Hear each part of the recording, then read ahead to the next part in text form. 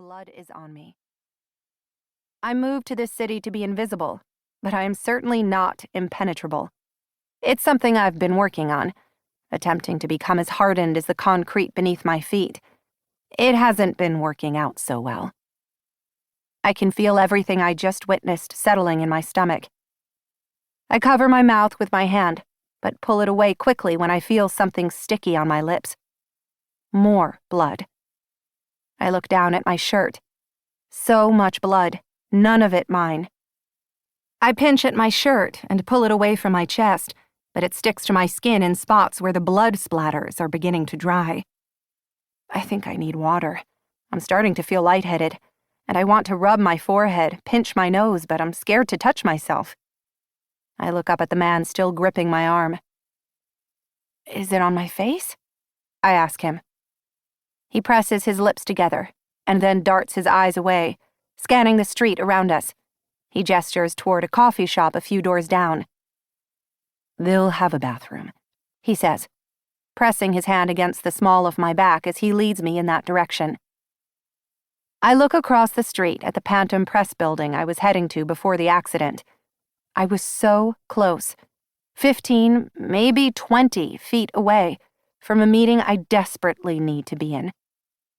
I wonder how close the man who just died was from his destination. The stranger holds the door open for me when we reach the coffee shop. A woman carrying a coffee in each hand attempts to squeeze past me through the doorway until she sees my shirt. She scurries backward to get away from me, allowing us both to enter the building. I move toward the women's restroom, but the door is locked. The man pushes open the door to the men's restroom and motions for me to follow him. He doesn't lock the door behind us as he walks to the sink and turns on the water. I look in the mirror, relieved to see it isn't as bad as I'd feared. There are a few spatters of blood on my cheeks that are beginning to darken and dry, and a spray above my eyebrows. But luckily, the shirt took the brunt of it.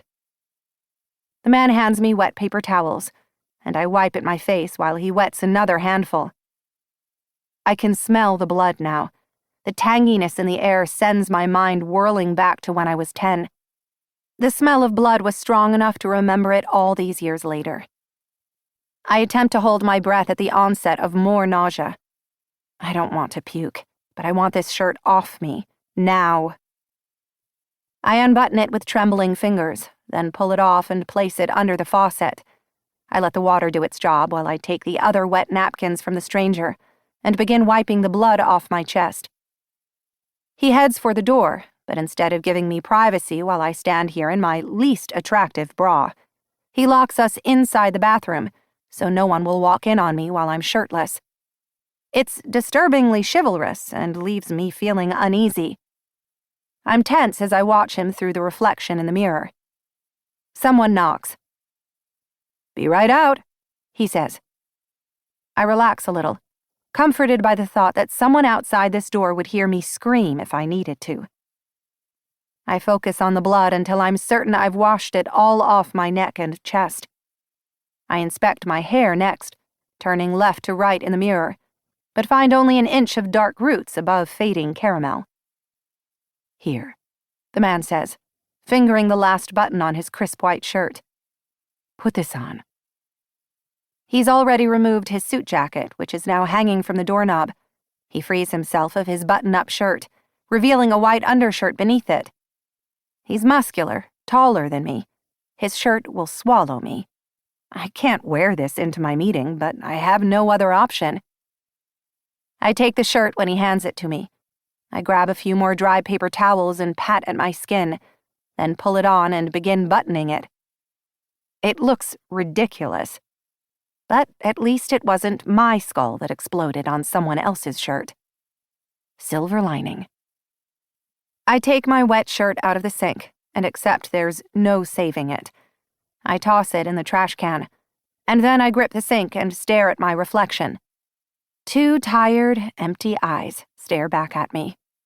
The horror of what they've just witnessed have darkened the hazel to a murky brown. I rub my cheeks with the heels of my hands to inspire color to no avail. I look like death.